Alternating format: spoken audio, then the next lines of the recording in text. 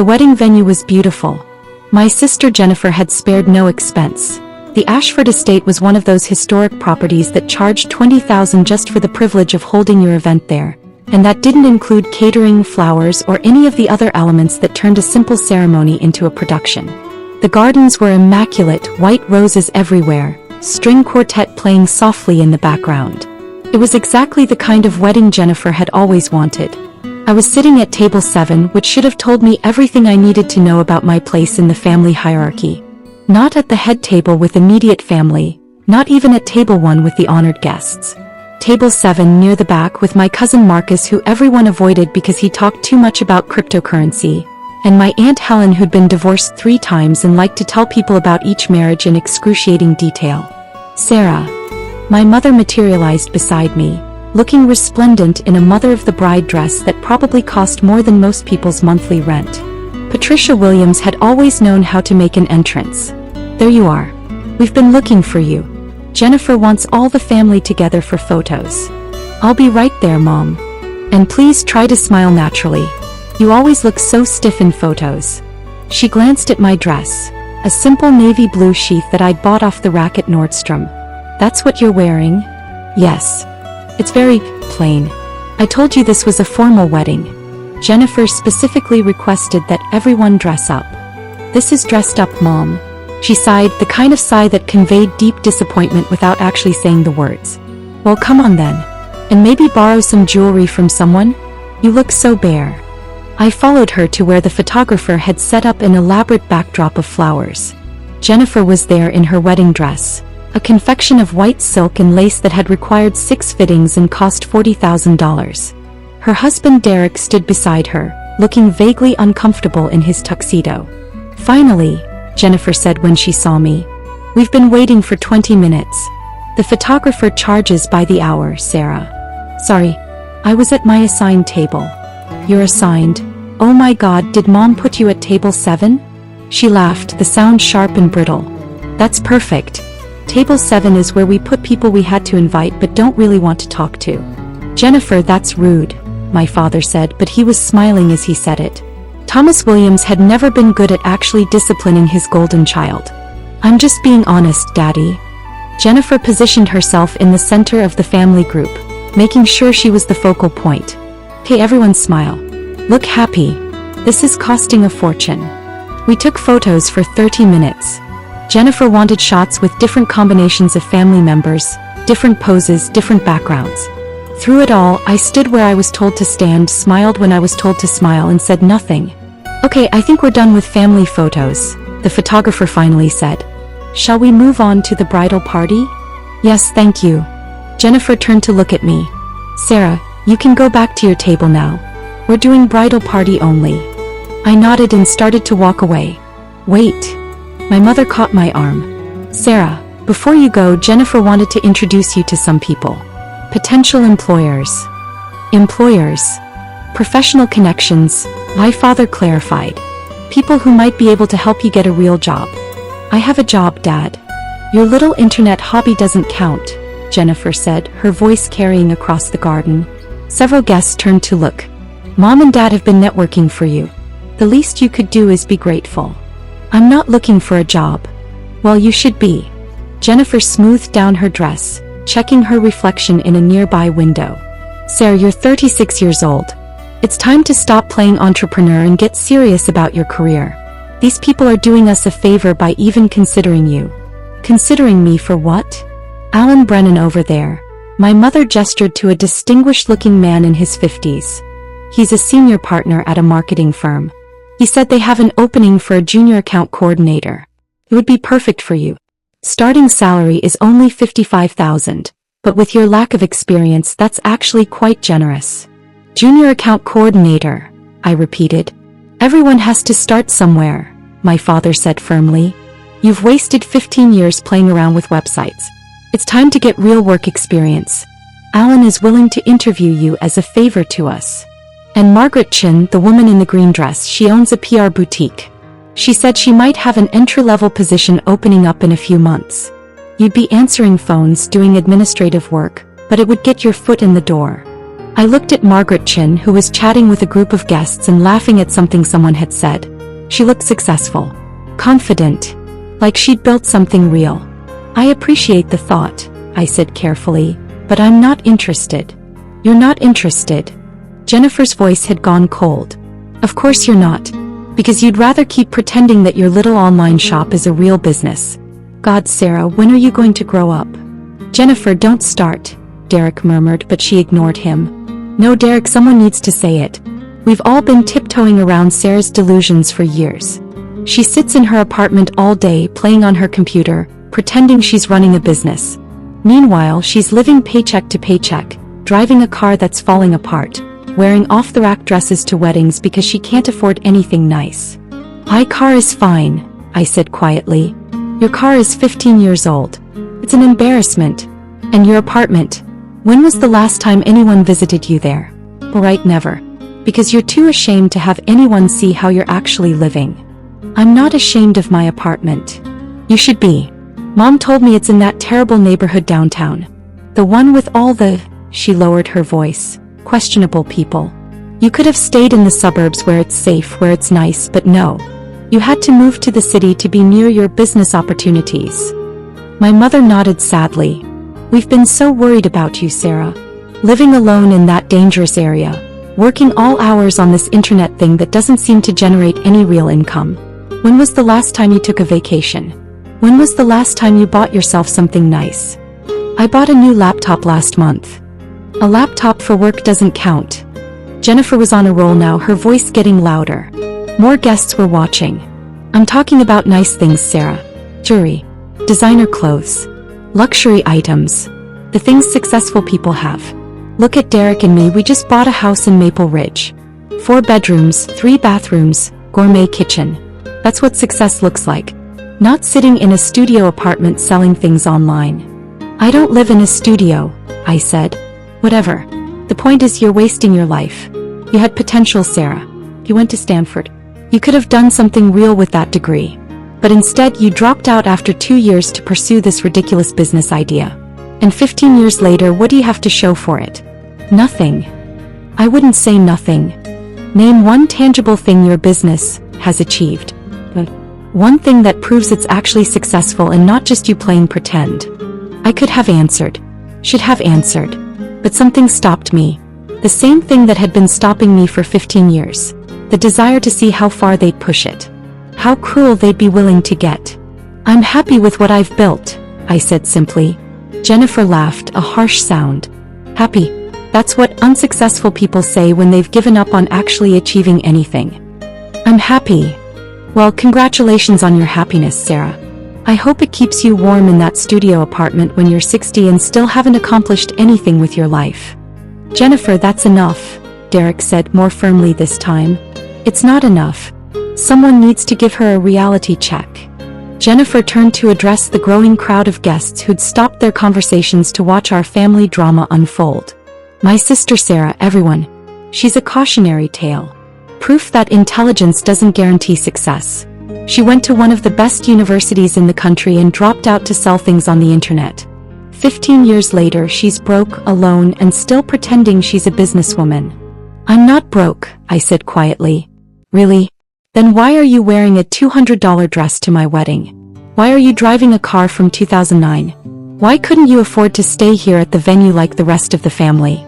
Mom said you booked a motel 10 miles away because you couldn't afford the room rates. I prefer the motel. Of course you do. Just like you prefer your ancient car and your cheap apartment and your off-the-rack clothes. Sarah prefers everything that costs less because Sarah doesn't have any money. My father cleared his throat. Sarah, honey, we're just trying to help. We love you.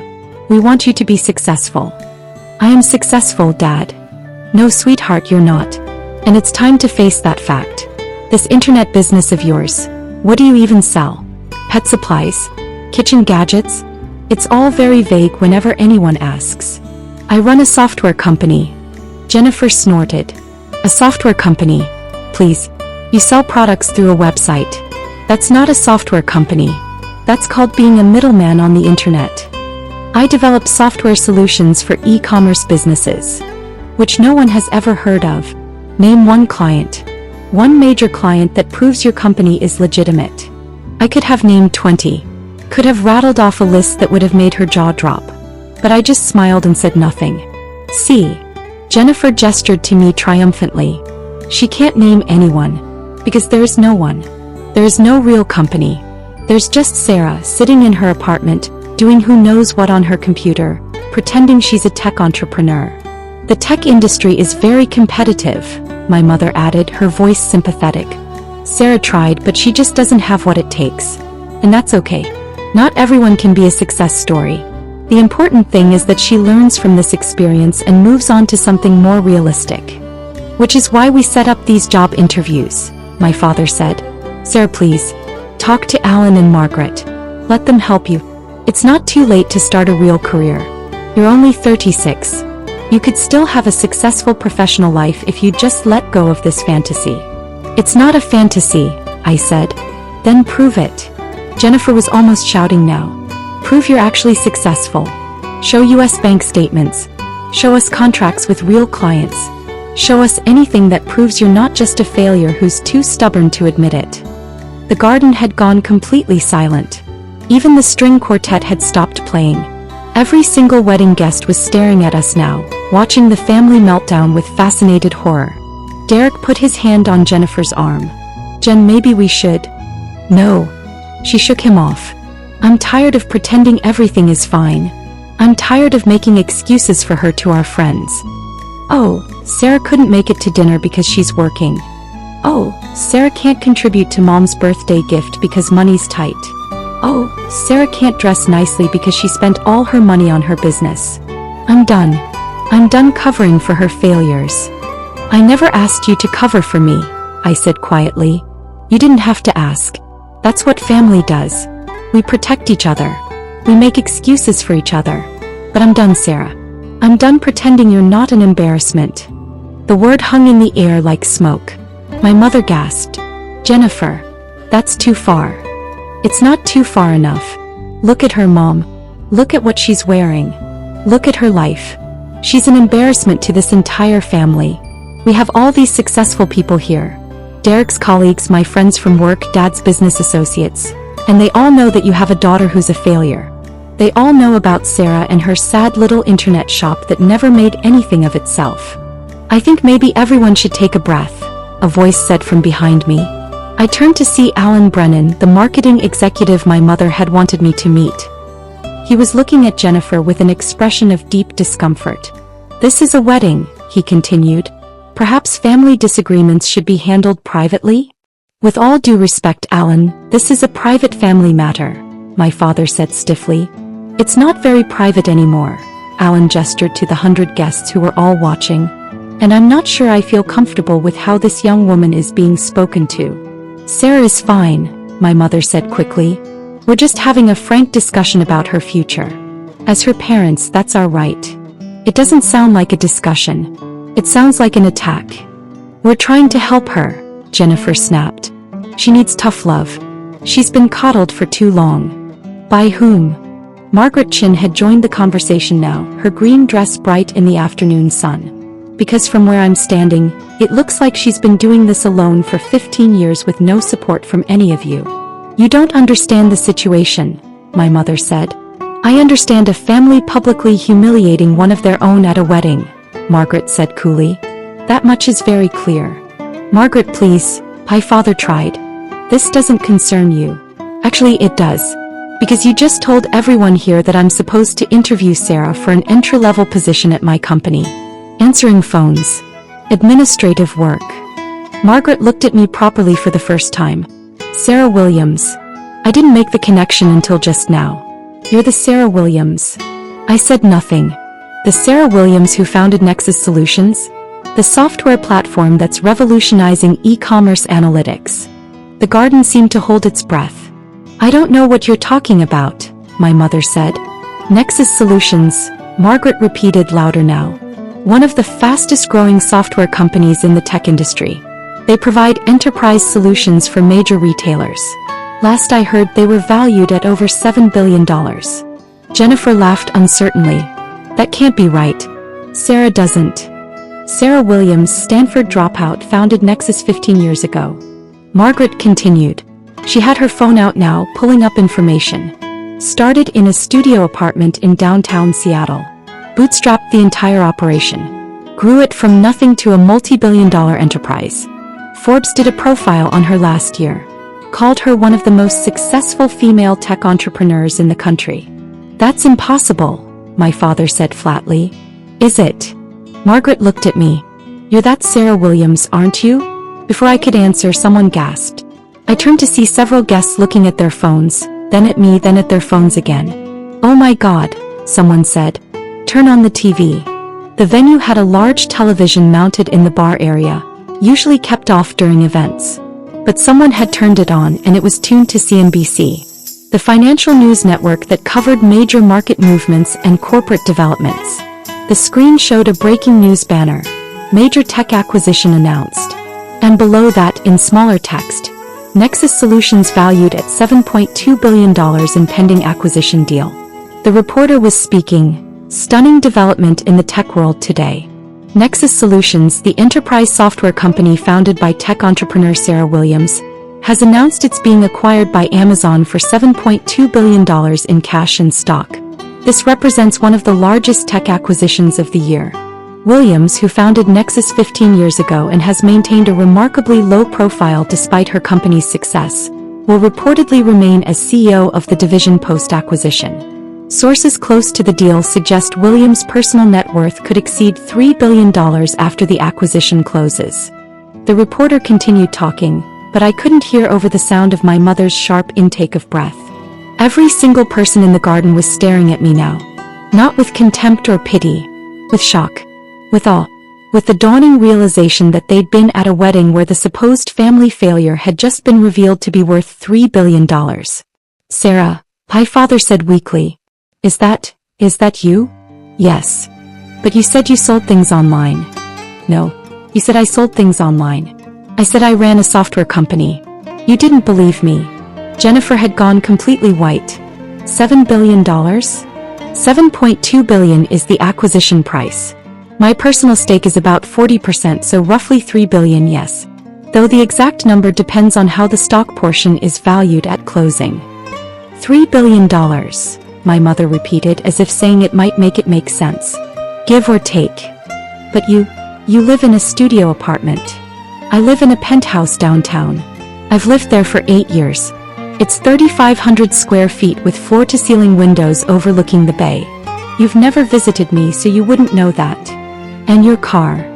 My car is a 2009 Honda because I like it and it's reliable and I don't care about driving something flashy. I also own a Tesla and a Range Rover, but I prefer the Honda for daily use. This can't be happening, Jennifer whispered. The dress. My mother gestured weakly at my outfit. The dress cost $200 because I don't think spending thousands of dollars on clothes is a smart use of money. I have plenty of expensive clothes. I just don't enjoy wearing them. Alan Brennan cleared his throat. So, I'm guessing you're not interested in that junior account coordinator position? No, but thank you for the offer. Margaret Chin was smiling now, a genuine smile. And I'm guessing you won't be answering phones at my PR boutique? Probably not. Good, because that would have been a terrible waste of your talents. She extended her hand. It's an honor to meet you, Ms. Williams. I've been following Nexus Solutions for years. What you've built is extraordinary. I shook her hand. Thank you. I appreciate that. The television was still going, now showing a photo of me from the Forbes article Margaret had mentioned. It was a professional headshot taken in my office with the Seattle skyline behind me. I was smiling in the photo, looking confident and successful and nothing like the failure my family had been describing. In a rare interview last year, the reporter was saying, Williams discussed her philosophy of staying out of the public eye despite her massive success. I don't need the attention, she said. I just want to build good software and solve real problems for clients. Everything else is noise. The reporter continued. Nexus Solutions currently employs over 3,000 people across 12 offices worldwide. The company's software platform is used by major retailers including Walmart, Target, and Home Depot, as well as countless smaller e-commerce businesses. Industry analysts suggest the Amazon acquisition could value Nexus technology at an even higher premium once integration is complete. Derek had his phone out, scrolling frantically. It's true. It's all true. Sarah Williams, founder and CEO of Nexus Solutions. Stanford dropout who built one of the most successful enterprise software companies in the industry. There are articles going back years. How did we not know about this? Because you never asked, I said simply. Because you decided who I was and what I'd accomplished, and you never questioned those assumptions. But you never told us, my mother protested. You never said you were successful. I tried. Many times. Remember when I invited everyone to Nexus's 5th anniversary party? The one at that nice hotel downtown? Dad said he wasn't going to waste an evening celebrating my little internet hobby. Remember when I wanted to talk about the company at Christmas 3 years ago? Jennifer told me to stop boring everyone with my business talk. Remember when I offered to help with Mom's remodeling project because I knew a contractor? You said you didn't want charity from someone who was barely scraping by. My father's face had gone gray. We assumed.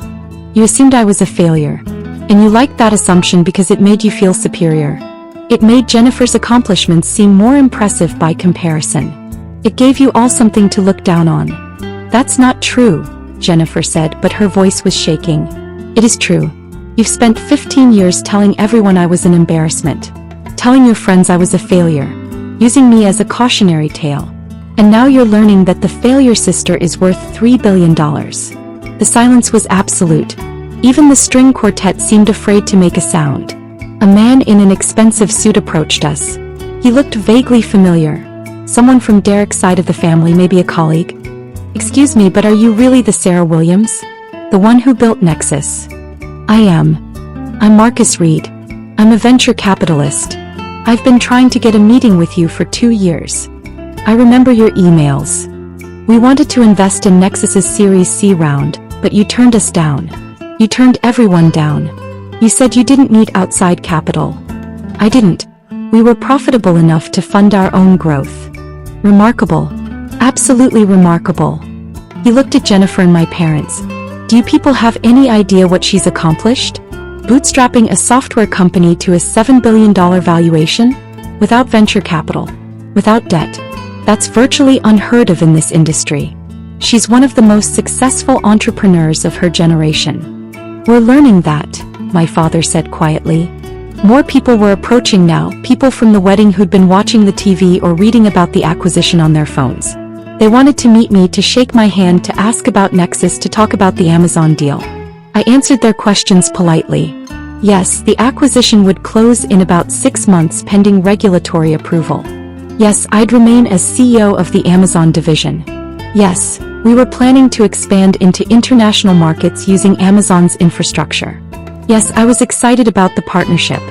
Through it all, my family stood frozen, watching this alternate version of their sister and daughter interact with people who actually understood what I'd built. I can't believe this, Jennifer kept saying.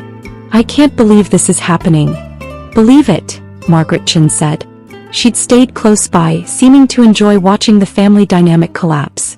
Your sister is one of the most successful people in this room. Possibly the most successful person at this entire wedding. But she never said anything. She tried. You didn't listen. The wedding coordinator appeared, looking harried. Ms. Williams, Jennifer, we need to move forward with the schedule. The caterers are ready to serve dinner. Right. Yes. Dinner.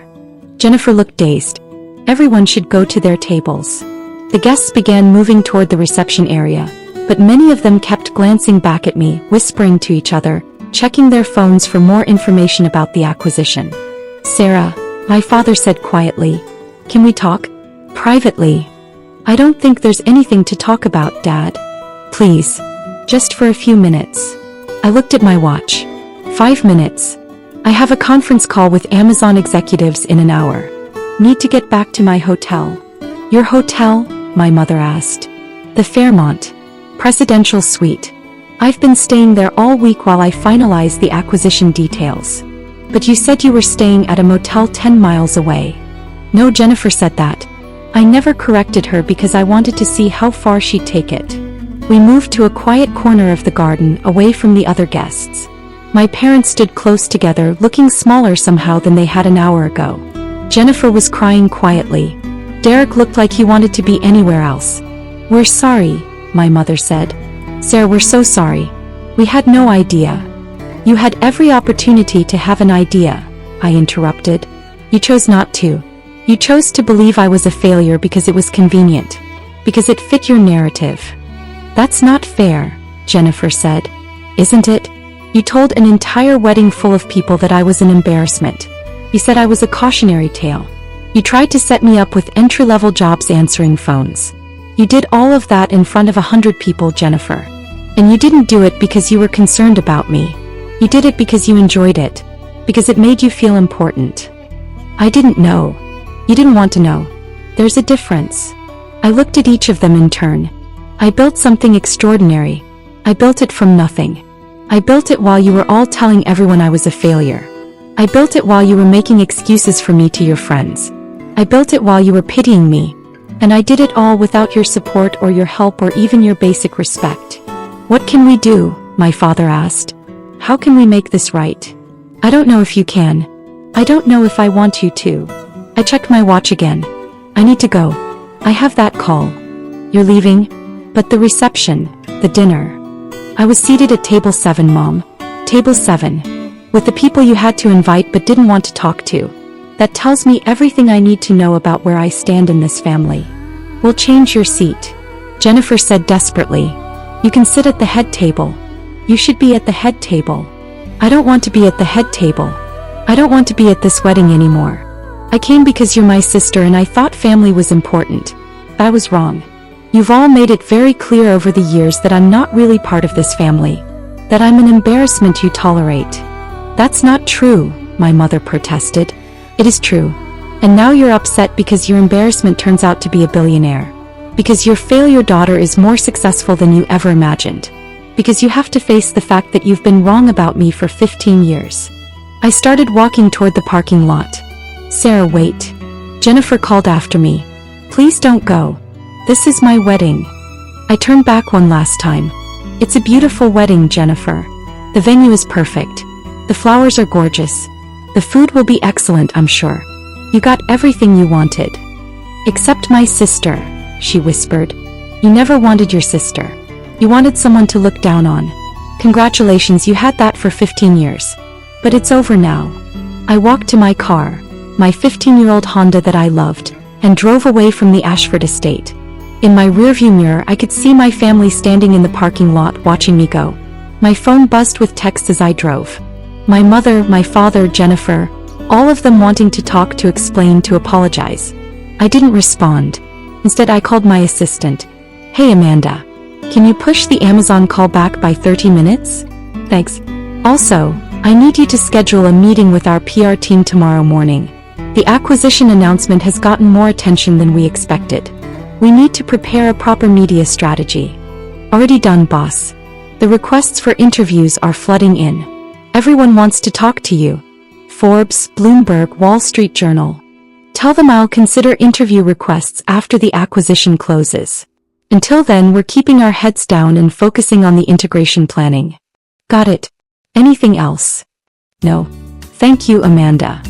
I hung up and drove through the city, toward my hotel, toward my conference call with Amazon executives, toward my $3 billion future. My phone kept buzzing. More texts. Then voicemails. Then emails. My family wanted to talk. Wanted to apologize. Wanted to understand. But I didn't owe them anything. Not my time, not my forgiveness, not my explanation. I'd spent 15 years building something extraordinary while they told everyone I was a failure. I'd done it without their support, their belief, their encouragement. I'd done it alone. And now they knew. The whole world knew. The bride's embarrassment sister was actually worth $3 billion. The family failure had built an empire. The look on Jennifer's face when the news broadcast started, that moment of dawning realization, was worth more than any apology they could offer now. Because that moment was truth. Pure, undeniable truth. They'd been wrong. About everything. For 15 years. And now they had to live with that. I pulled into the Fairmont's parking garage, gave my keys to the valet, and rode the elevator up to the presidential suite. The view from up here was spectacular. The entire city spread out below me, lights beginning to twinkle as evening approached. Somewhere out there, a wedding was continuing. Dinner was being served. Toasts were being made. Jennifer was probably smiling for photos and pretending everything was fine. But everyone at that wedding knew the truth now.